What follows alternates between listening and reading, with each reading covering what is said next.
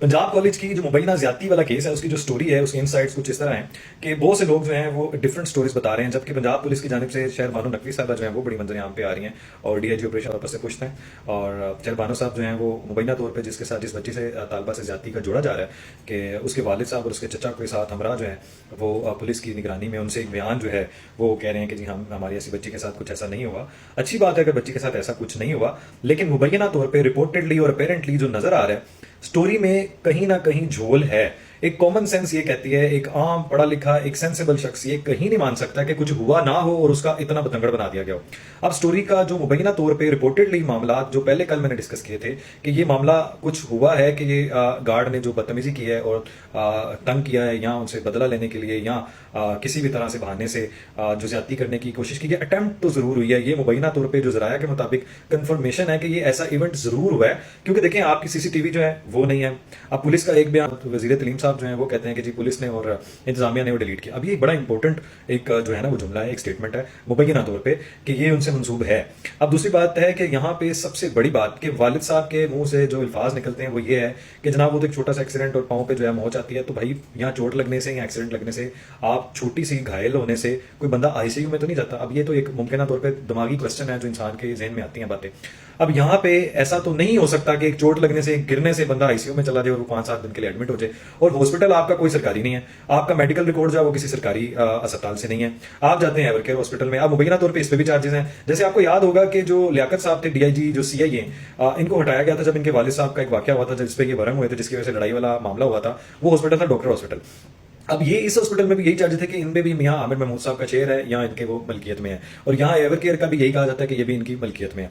बात है टैग की, वो है पंजाब कॉलेज। इस बात से डिनायल नहीं किया जा सकता कि जब इदारे के साथ कोई चीज जोड़ी जाती है, कोई इंसिडेंट वाकया जोड़ा जाता है तो ऑब्वियसली उसकी तजलील होती है, लेकिन ये तजलील इदारे की टैग उसके ब्रांड से कई ज्यादा बढ़ के है कि किसी एक बच्ची के साथ, तालिबा के साथ, कोई एक किसी एक के साथ, बच्ची बहन के साथ वो ज्यादती की गई हो और उसके साथ जुल्म हो रहा हो या हैरेसमेंट की गई हो और उसको आप रिपोर्ट भी ना कर सके। हाँ, कुछ क्वेश्चन जो शक व शुबा जिसपे सबसे ज्यादा है वो ये है कि ना उस पर 15 की कॉल मौजूद है, ना उसके ऊपर कोई रिपोर्ट है, ना उसके खिलाफ कोई इंतजामिया की तरफ है कार्रवाई। लेकिन इन सब के सवालों के जवाब भी वही हैं जैसे कॉमन सेंस में आती है कि अंडरस्टैंडिंग के मुताबिक भाई हर बंदा अपनी इज्जत बचाने के लिए इन चीजों से दूर रहता है। अब देखें पिछले आप जितने ट्रैक रिकॉर्ड निकाल लेंगे पुलिस में, ये आखिर में वो कहते हैं ना सुलह होती है, या फिर आपको जो है ना वो प्रेशराइज करके या आपको धोस धमकी से या आपको पैसों की लालच से या आपको डरा धमका के मजीद आपके खिलाफ सख्तियां होंगी, कार्रवाइयां होंगी, तो आप अपनी कार्रवाई जो है ना वो रोक लेते हैं, विड्रॉ कर लेते हैं।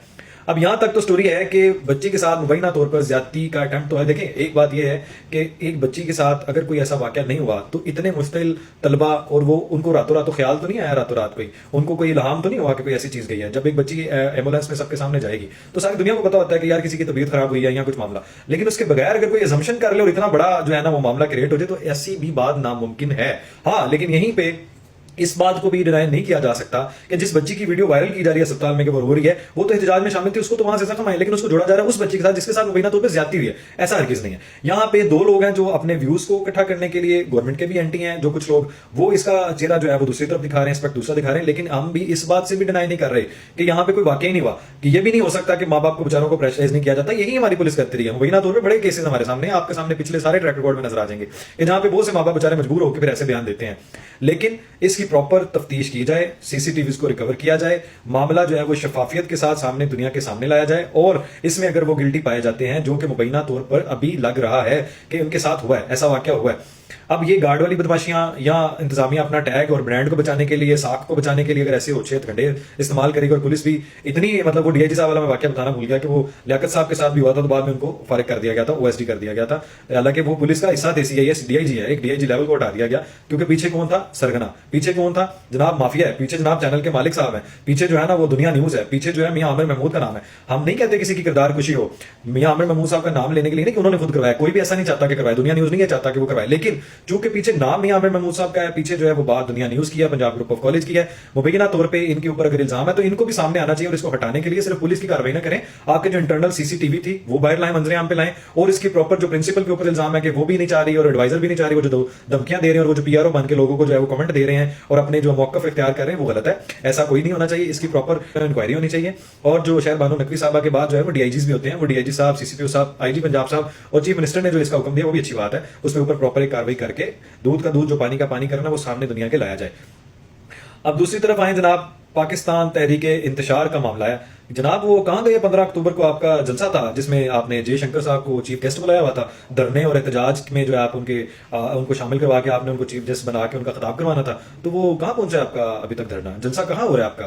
कहाँ है गंडापुर साहब? आपका इंकलाब कहाँ पे है? आपने तो ऐसी नहीं होने देनी थी, इस्लामाबाद में हमलावर होना था। आपको मैंने बताया था लास्ट टाइम कि आपका पूरा बंदोबस्त किया गया है। आप इसका सोचे भी तो आपको समझ आ जाएगी कि अब आपके साथ होने क्या वाला है। आप वैसे हैं कहाँ पे? जयशंकर तो इस्लामाबाद आ चुके हैं, पाकिस्तान आ चुके हैं। तो आपका धरना अगर कहीं हो रहा है तो उनको फिर एक कॉल कर दें कि वो आके एहतजाज पे जो आपके कारकुनान है, जो आपके कल्ट है, उनके साथ आके खिताब करें, जिसका आपको बहुत शौक था।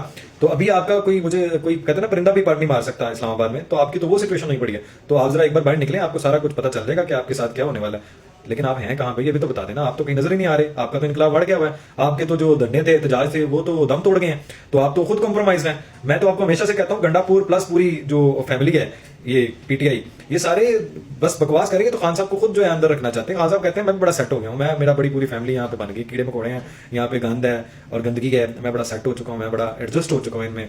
तो अब मेरी यही जिंदगी और मैं यहीं पे अपनी जिंदगी गुजारना चाहता हूँ। क्योंकि उनके जो कारकुनान है, कल्ट है, लीडरशिप है, वो उनको बिल्कुल ये मादर साहब आप कहाँ पे? आपने कहा था कुछ भी हो जाए वहां खुद लीड करूंगा। यार आपकी नजर नहीं आ रही, मुझे समझ नहीं आ रही कि आप कहाँ पे चले गए हैं आप।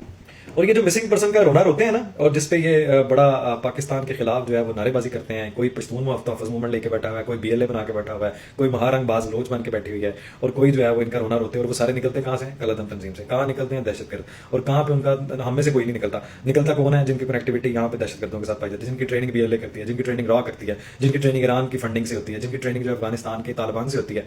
ये तो वो लोग हैं। अब सिंध हाईकोर्ट का एक अच्छा मामला ये है कि उन्होंने कहा है कि जो आज खुद जो है ना वो गायब होने वाले और जो आप मिसिंग पर्सन का ढोंग जाते हैं, इनको अलग अलग करें। हालांकि मैं आपको एक बड़ा क्लियर बता दूं, 95% बड़ा वसूख से बता रहा हूं, अपने तजर्बे की बुनियाद पर, अपने एनालिसिस के मुताबिक, अंडरस्टैंडिंग नॉलेज के मुताबिक, ऐसा हो ही नहीं सकता।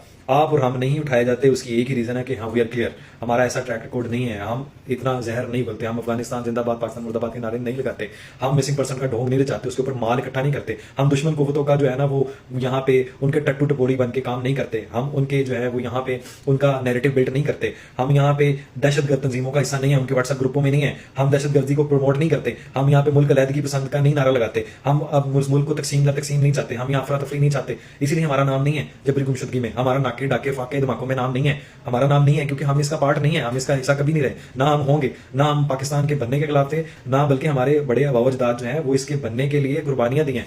वो माइग्रेट अगर कोई होके आया तो उसने कुर्बानियां दी हैं।